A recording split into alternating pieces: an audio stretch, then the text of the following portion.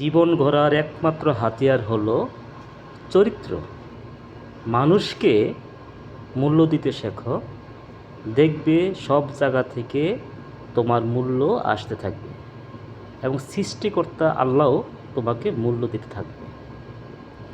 তুমি যদি কাউকে মূল্য না দাও, তাহলে তুমিও অন্য জায়গা থেকে মূল্য পাবে না এবং সম্মানও পাবে না। তোমাকে কেউ সম্মান দেখ বা না দেখ, তোমাকে কেউ মূল্য দেখ বা না দেখ, তোমার সম্মান প্লাস মূল্য দিয়ে যেতে হবে। কোনো একদিন তোমাকে সম্মান প্লাস মূল্য তারা দিবে। এবং সম্মান দিলে যদি সম্মান পাওয়া যায়, মূল্য দিলে যদি মূল্য পাওয়া যায়, তাহলে সম্মান প্লাস মূল্য দিতে সমস্যাটা কী?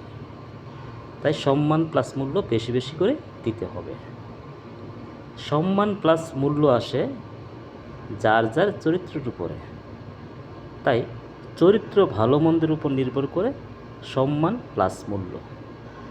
যার চরিত্র যত ভালো, তার মূল্য তত বেশি। যার চরিত্র যত কম, তার মূল্য তত লেস। তাই চরিত্রের বিকল্প কোনো কিছুই নেই।